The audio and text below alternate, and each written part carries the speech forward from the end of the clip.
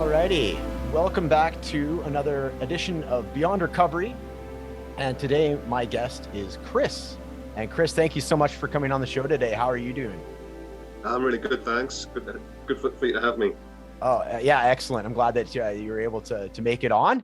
And I think we're discovered in our little pre-interview preamble that we did. We're in a very drastically different timelines right now, as far as I think it's about noon my time. What time is it in your neck of the woods there? Just gone 7 p.m. at night. 7 p.m. Okay. And sorry, you're calling in from Scotland, rural Scotland, middle of nowhere, tiny little village.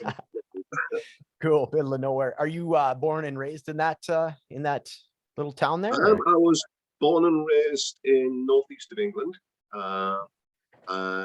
Left there, went off to go to Leicester, where I met which is central England. Met my partner, my wife. We lived in Australia after that for a while. We came back here in 2016 to live in Scotland. Cool. How was your time in Australia? How did you like that? Yeah, it was interesting. Was it? Yeah.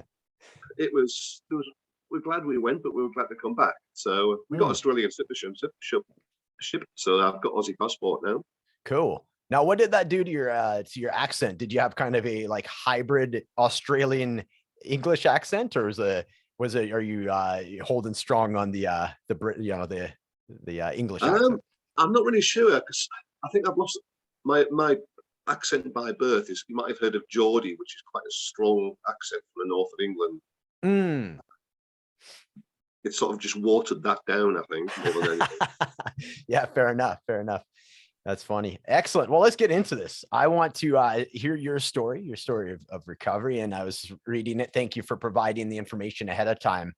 Sounds like quite the story. And, I love getting folks on different stages, of their sobriety and of their recovery journey, and finding there's similarities and there's just different layers, of context and everything else. So it's always just very fascinating to see and the best part that I like about these different communities is everybody's just so open about it. And because let's face it, that's what's going to get you to where you need to be, is just being honest. You can't, there's a lot of hiding and shame that's often involved in recovery, or pre-recovery, shall we say. So let's get right into it. What was let's start from the beginning, your earliest exposures to alcohol? Like, what was your childhood like? What was your parents, what was the models of, using alcohol as maybe a coping mechanism? What did that look like for you in childhood up even into your teens? If you want to just take a few minutes to get into that, please.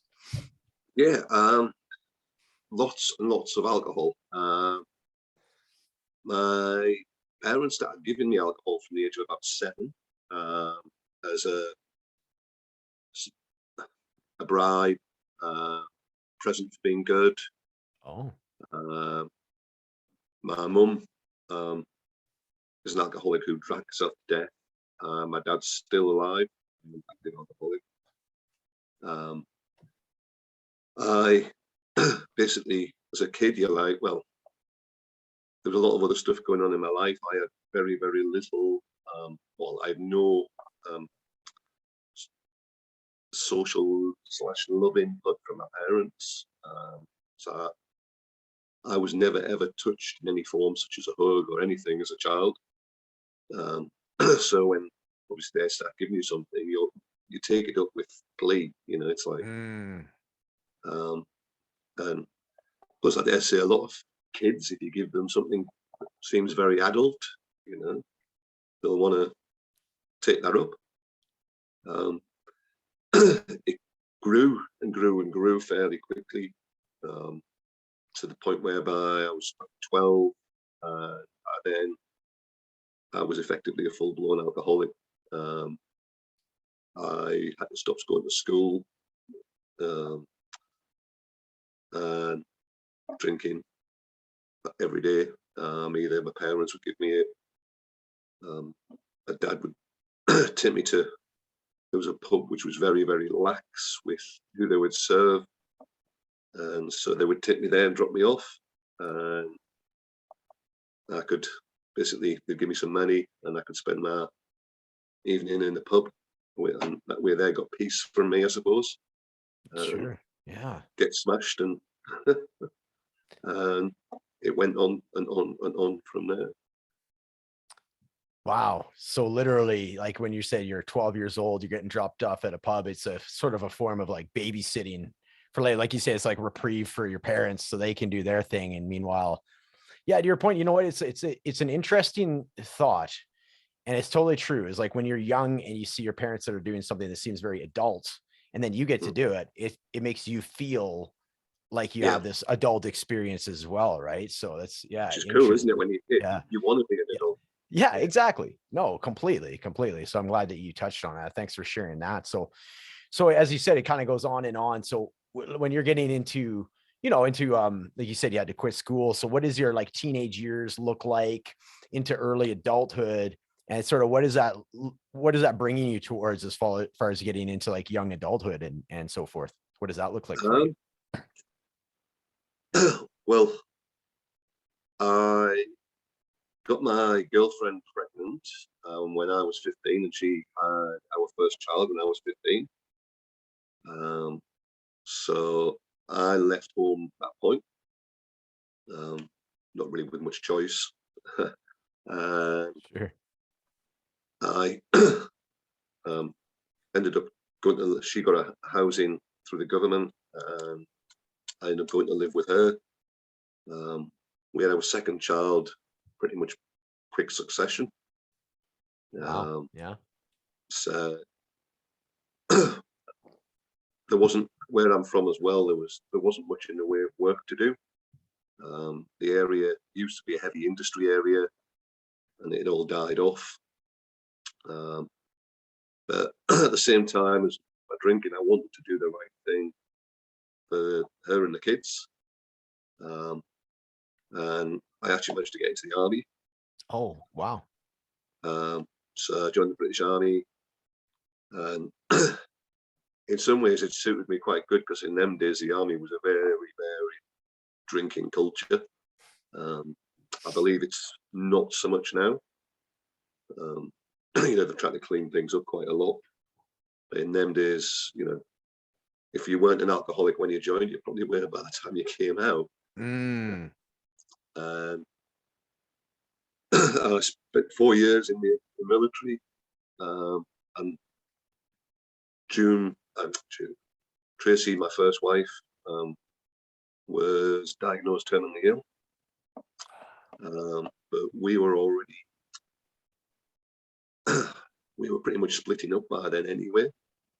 We would become two totally different people from who we were when we were sort of 14, 15, not unsurprisingly.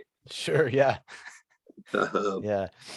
And her illness wasn't going to be like a quick death. It was going to take years and years. But she would have issues. So I was given a compassionate discharge from the military. I came back and went and go and stay with my parents.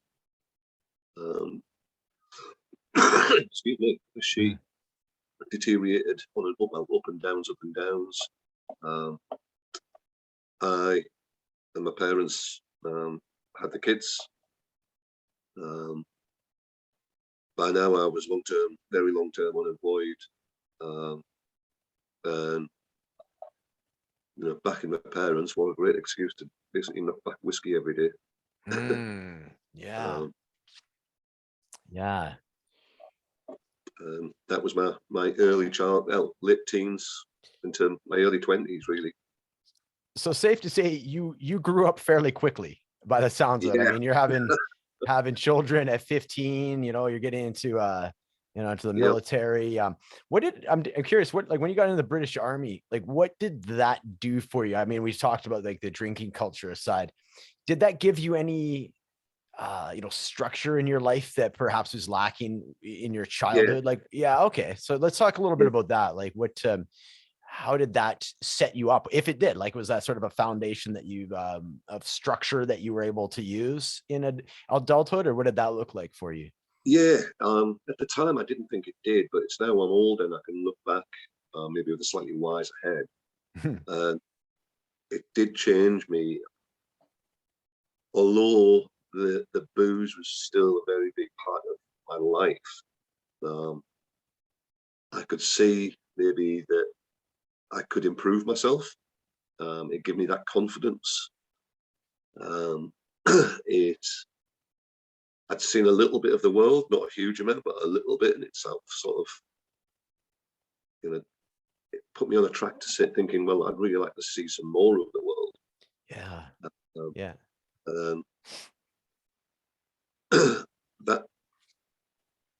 That was the main thing. The structure, I think it did help while I was in, but that kind of fell apart again once I was out. But when I'd come out, I'd been out a couple of years maybe, and but funny enough, sat in one of my local pubs getting smashed as usual one afternoon, and got chatting to a guy sat at the next table, and we were laughing because I've always classed myself as stupid, not very bright. And he was like, well, I don't think you're stupid. And he said, I think you might be dyslexic. And I was like, oh yeah, what's this then? Okay. Yeah. It turns out he was a dyslexia specialist. No way. Okay. Yeah. Wow. He invited me to, he was based at Teesside University, and he invited me to go and get a test. So I wandered over and got the test a couple of days later. And he was like, yeah, you're dyslexic. And he persuaded me to do an adult education course, because I had no education at all. Right. I had no qualifications of any description. And it was quite fun. And so I signed up with that. And that I think was where the army kicked in, and it was like, well, if I'm not stupid, I want to challenge myself. I sat long and hard and thought, what would be a big challenge for me? Because I didn't read and write very well. I still struggle now with writing, particularly. And this was the days before, computers were really in a lot of use. Right. So I decided, I know what will be good. I'll do a law degree. Oh, wow. Okay. Yeah. And that's what I did. Wow. And then, so you saw that through, you did a law degree. Yeah. Man, that's man, that's amazing. That's very inspiring. So first off, I want to go back to how did that feel when you learned that you had this dyslexia? Like, was it a relief? Was it permission for you to, because I imagine there was some degree of, beating yourself up about it, or very limiting beliefs in yourself. I'm just not smart, or very dismissive of yourself with your self-talk. And then to learn that there is something that's, preventing you essentially from doing it, and you can work with that. What did that feel like to you, to learn that of this dyslexia and that you can work within that? Yeah. It made me feel not as down on myself. Yeah. That I wasn't maybe as bad as I thought. Though, I mean, I'm still learning now that I've got a lot of trauma that, so I still have problems with self-worth and things now,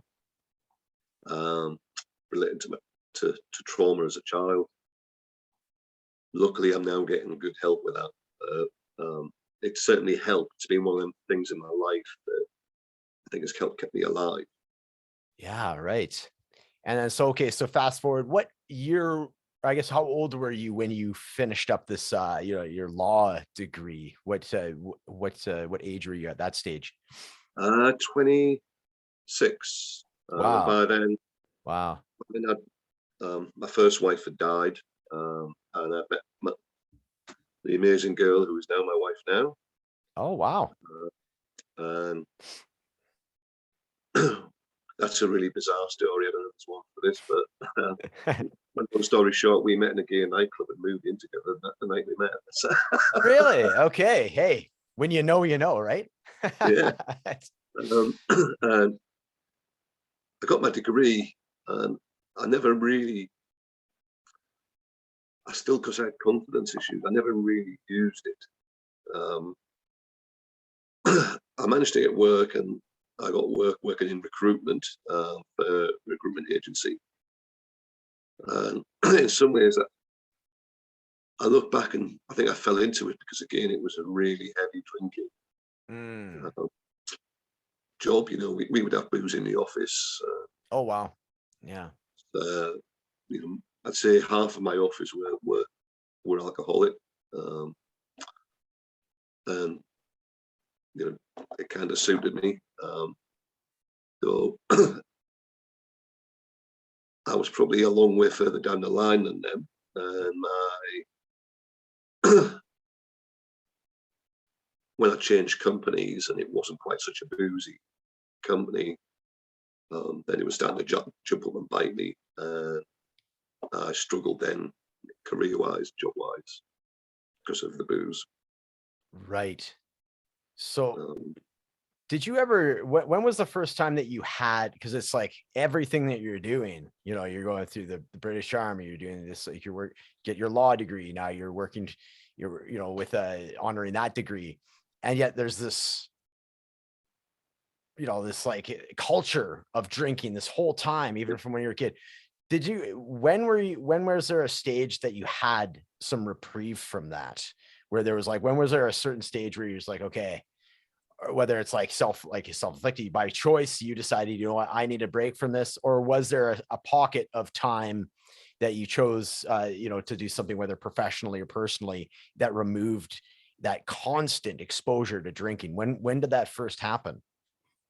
Well, I didn't get sober for the first time until 19 months ago. Right. Okay. It was right in the middle of the early part of the pandemic, and by then I'd progressed to a very, very serious end. I was no longer functional. Oh, wow. So I was at least partially incontinent. I suffered DTs every morning, so shaking violently until I could get my vodka. Hallucination, dry heaving, cramps, everything. Life had become hell. Because you never got drunk anymore. Even though I was drinking huge quantities, it was just enough to keep me from going in a withdrawal. Right. And then, yeah. So eventually, I just couldn't stand it. And I decided that I knew I needed help, and it was, well, I didn't know anything about what resources were out there, nothing, how help could work. And the only thing I could think of was speaking to my doctor. And that was terrifying. I made about 3 appointments, and I think I cancelled 2, and 1 I went to and did something up before. I think it was on the 4th attempt. I sat down, and I mean, she must have known, because I'd gone in before my vodka and I was shaking. And she was actually brilliant. It's good. And that was the turning point. So going to see this doctor, it's like you say, the fourth time, it took a little while to get to the stage where you can, So let's talk a little bit about that. Was there a relief? Was there, so I'm picturing that there's obviously some fear, some apprehension, for numerous reasons, right? Like it's, but at the same token, you're saying this lady's brilliant. What was it like to sort of have that fear get met with such a powerful feeling of just, whether it's acceptance or just the ability to help you navigate that, if nothing else? What did that feel like? It was a huge relief to learn that I could talk to someone. I think just took just doing that process of opening up to somebody had Right. been huge. And to learn that, she told me, look, there are resources that we can help. And she ran through briefly what they would be and how things would work from that point on. Here, Scotland's particularly good. We have addiction services in every area funded by the NHS through full medical teams. Oh.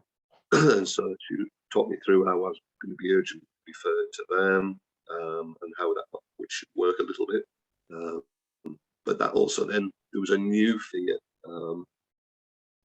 My wife knew I had a drinking problem, was known, I think, since we met, but nothing to the extent. I was very, very good at hiding. I think there's a lot of alcoholics out there can relate. We hide a lot of our drinking. We hide bottles all over the place. Yeah, I can relate. So she knew that I would, weekends would come, sort of Friday night, Saturday, Sunday, and put back ridiculous quantities of booze. We're talking, bottles of spirits plus bottles of wine.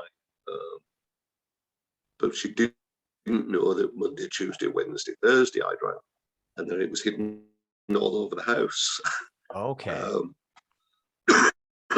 And because of what the doctor had said, that you're going to have to go through a medical detox, it was like, I can't hide it anymore, can I? There's no way of now not. Yeah. And I had to walk in the house, and this is where I think I'm the luckiest man on the planet, because I'd hide my shaking and everything from my wife on the morning by saying I had really bad anxiety, and that's why I was shaking. And I sat her down and I'd tell her the truth, and I was petrified. I was part expecting her to say, there's the door. Okay, yeah. She didn't. She looked at me, came over, threw her arms around me, and told me how proud she was. Oh, wow. It'd been one of the scariest things that I was planning to do, and it turned into a real positive. Yeah. Something I'm never going to forget. Yeah. Thanks for sharing that. Yeah. So the next stage was, sorry, I didn't mean to cut you off. That's okay. Yeah. I was just going to say, so man, you obviously picked the right one there. So you guys have been together for over 25 years then now. Is that correct? If you met around your mid-20s ish? Yeah. So 27 years. Yeah. Only officially married since August, but we've lived together for, Yeah. Okay. Gotcha. Yeah. But exactly. What a story. So, I mean, those are the landmark events that happen to help you recover. Because like you say, you in your head, you're thinking, okay, I'm going to get shown the door here. The exact opposite. Hugs you, says, like, thank you for being courageous and brave. So, and this self-worth issue that you've had chasing you most, if not entirely, your whole life, is shown unconditional love from your partner. So that's got to feel almost a bit foreign in a sense, right? Because you haven't shown that to yourself. So it's just, I wanted to take a second and acknowledge that side of the story because that's beautiful.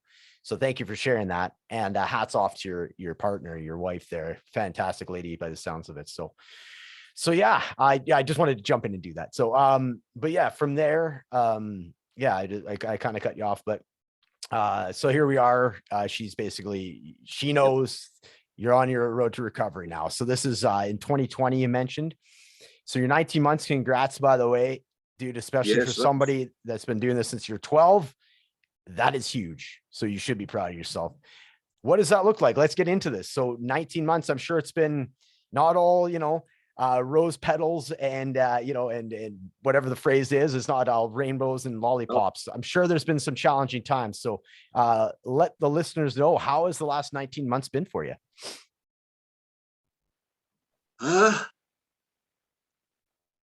It's been a rocky boat, but an amazing boat that's getting better and turning slowly into your dream boat. I think that's the best way I can put it. Awesome. Awesome. Initially, I did my detox. The doctor had told me I couldn't stop drinking at that point because I'd likely suffer serious withdrawals or death. But the team would get to me as quickly as possible, and it was about 2 weeks, in fairness to them. They did an assessment, like you have to have a health assessment and everything, and then they arranged that I would do my detox at home with a nurse and medical team coming to my home every day, which was really amazing. You get appointed a fixed nurse who stays with you then fairly long term. I did my detox. So detox started on the morning of the 8th of September 2020, and it was quite funny because I poured out the last of my booze the night before, and I'd taken June around the house looking for all the empties, and we half filled a wee bit with my IVs. That morning, I was expecting to be I felt totally cold sober, but the first thing to do was breathalyzer, and that was about 4 times the drink drive limit. Wow. Okay. Yeah. Getting there, but not quite there yet.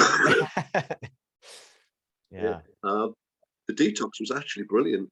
I was terrified that what I was going to go through, and they administered fairly huge quantities of benzodiazepine on the day one, and they told me in advance, look, just get nibbles into the wee. You're going to have to drink a lot of fluids, so get something that you can add to the fluids to make it. In the UK, we drink a lot of cordial, like it's usually fruity things, and you add a small splash to a glass and then top it up with water. I don't know what you guys call it. Yeah, we have something similar. Yeah. Loads of sweety things that you'll crave some sugar. Mm-hmm. And the nurse just sat with me and we chatted all day.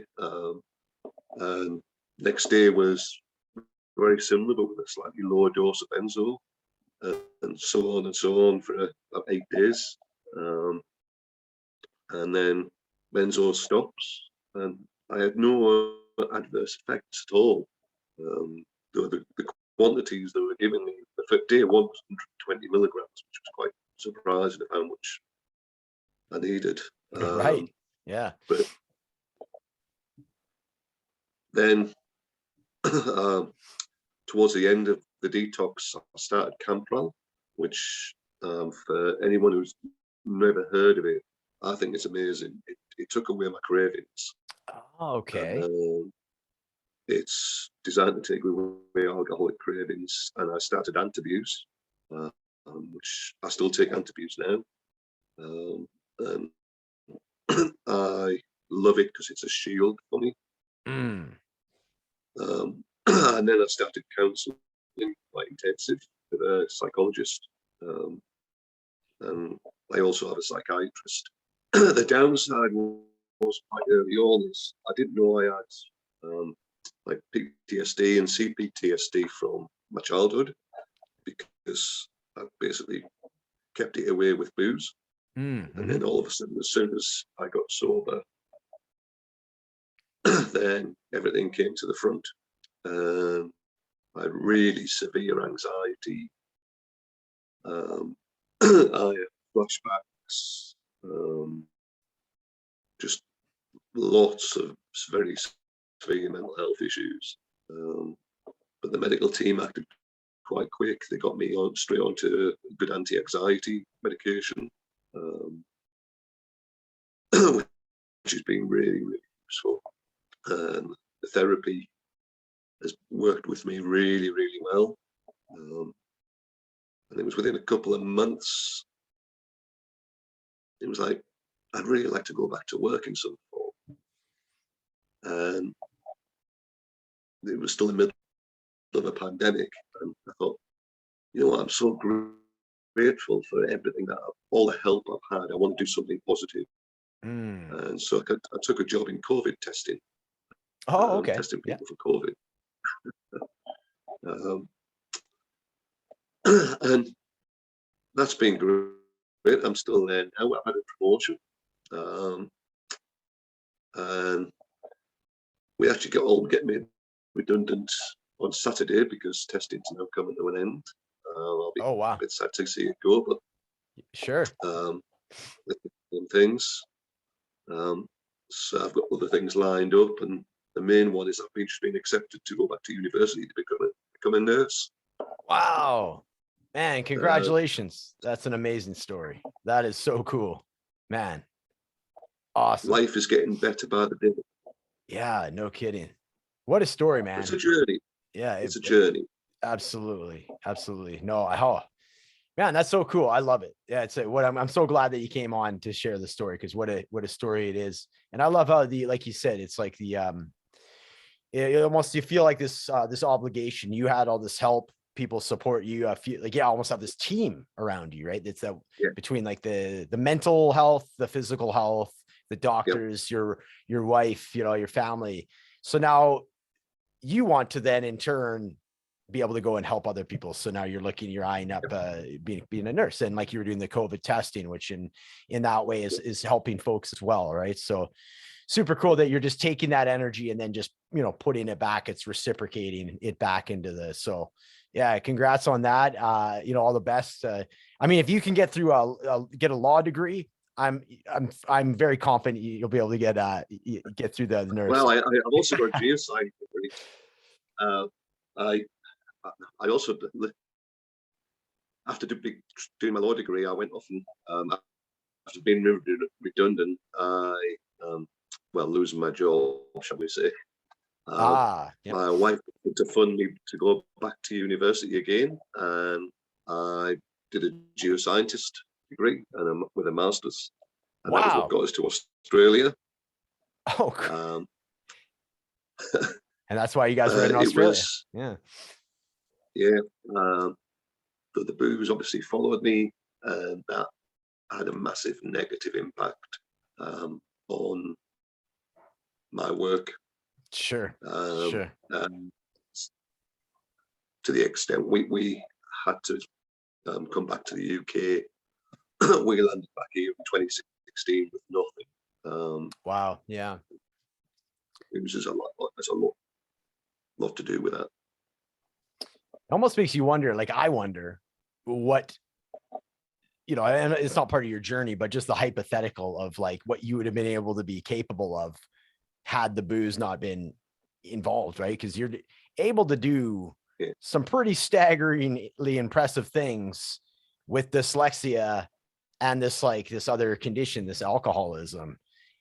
I just imagine, what else is capable of is, I guess, what I'm getting to. So yeah, that's awesome, man. What a great story, Chris. Thanks for that. I always like to, now that we're kind of getting the ideas of where you are now, just do like have a little bit of fun at the end. So we got a couple of like rapid fire questions. Are you down for that? Excellent. Okay. I'll do my best. There we go. Exactly. That's all I ask. That is all I ask. So after you got through the detox, I think we kind of touched on it, but I want to get your answer anyways. When you started getting your energy back up, where did you find that this newfound energy went after you became sober in that first stage, after you're through the hospitalization and the detox? What did you find that you were doing? A lot of eating. I barely, I've stopped eating and all. I barely ate anything towards the end of my alcoholism. I had to be treated for that. That was part of my detox. I think that's fairly common. Yes, I've heard that. Yeah. Developed a huge craving for sweets. Sweet tooth. I'm very, Yeah, I'm very lucky. I have the most wonderful little dog. He's a spoiled little Chihuahua. Oh, I love Chihuahuas. Yeah. I'm very fortunate where we live. We're surrounded by amazing countryside. So, lots of nice trips out with him and my wife, walking, just using up energy, but also in a nice, peaceful surrounding. I think that's something I find really important. Absolutely. Be somewhere positive. Absolutely. Good to be out in nature too, isn't it? I would say, yeah, to be amongst nature was so positive for me. There's something I would say to everyone. I volunteer now with an addiction service. It's for alcohol and drugs, and it's one of the things we've started is as recovery nature walks, and Oh, awesome. everyone, it's really positive for them. And that I think was how I burnt a lot of my energy up initially. Yeah. Awesome. What is the most challenging side of your ongoing sobriety and recovery right now? What are you finding is the most challenging at this stage of the game? I'm still dealing with the mental health issues. I was with my psychologist today, and that can be a challenge at times. I still suffer with quite severe with anxiety. But it's getting there. It's nothing like as bad as it was. It's almost every week. It's getting better. It's getting better.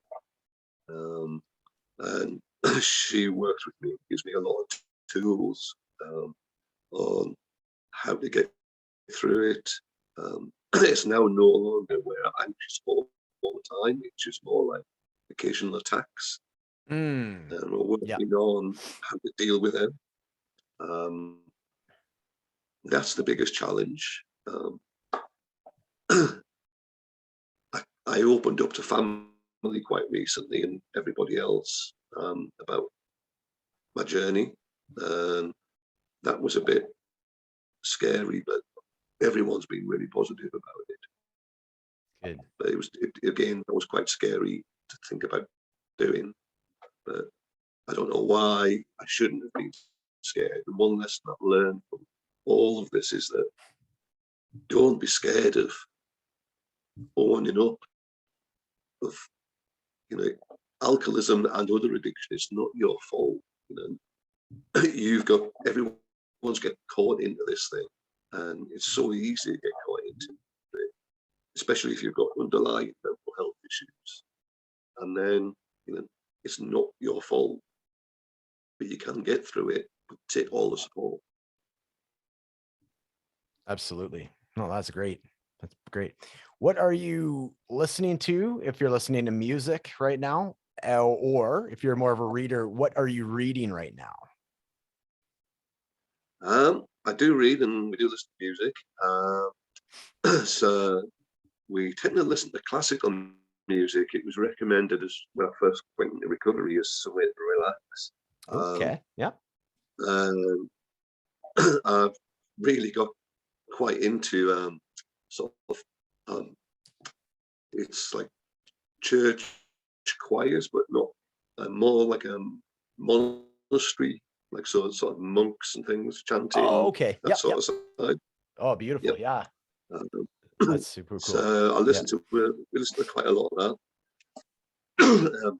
Our mornings when we relax now is we watch a live cam on the TV of a osprey nest, and we follow the osprey's nesting.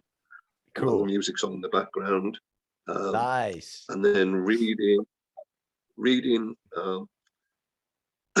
I really like anything that's non-fiction. So I'm just reading a biography of Nietzsche. Oh, wow. That a friend has given me. So it's quite heavy going. It's quite academic. I'll bet. I'll plow through it. Yeah. That's the best thing about books. They always just kind of make their rounds. You pick them up from friends or different, somebody recommends it. That's why I like it. Books have a good energy to them. I find, they have so that's super cool. That'll be a unique one to read. I can only imagine.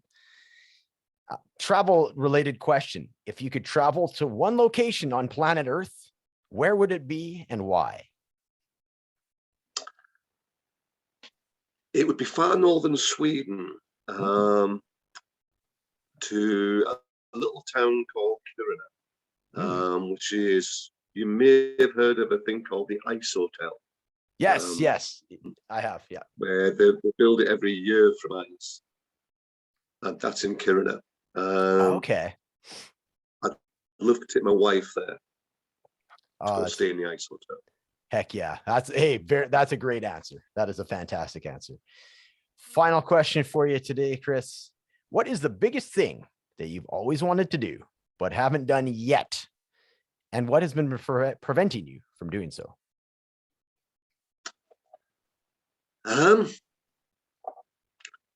I always wanted to go, what's the term? Basically wild swimming in the lakes and lochs of Scotland. Okay. Ideally skinny dip. And it sounds a bit, but it's that's not important, but just to swim free in the countryside. Wow. What's prevented it is it's just one of them things. I think that life's just not what got round to yet, but it's going to. Yes. Now that I'm so trying to get through a lot of that stuff, so we're going to get there hopefully this. Yes. That's why I throw in the word yet very intentionally, because it's exactly that's coming. That's part of the journey, right? And I love how you've used the term journey a few times. It's like approaching it as it's an adventure, right? And I'm just really resonating. You're talking about being out in nature. You got your dog with you. I'm just getting a very good, powerful, vision of what this journey is to you. And thank you so much for coming on today and sharing your story. Any other thing you'd like to share with the audience today, or is that more or less a wrap? Is there anything else you'd like to share? I just say to everyone, if you haven't started the sober journey yet, but you want to, don't be scared. We all are. We all go through the fear. It's totally normal. But trust me, there's nothing bad going to happen. It's only good. You really, really, you won't believe how good until you experience it. But it's almost like being reborn. It's an amazing trip. Ooh. And we'll leave it with that. That's an amazing last quote there, Chris. Thank you so much for your time today. Congratulations on your ongoing recovery. And just say hi to your lovely wife and your Chihuahua. I got a couple dogs here myself. So thank you for coming on the show today. And you know what? Let's keep in touch. And you know what? As soon as you've come on the show, you're always welcome back. So, if from a year from now, 6 months from now, 3 months from now, you want to come on and share a few stories, I would love to have you back. You are always welcome. So thank you very much, Chris. Thank you so much. Look forward to it. Thank you. Bye-bye.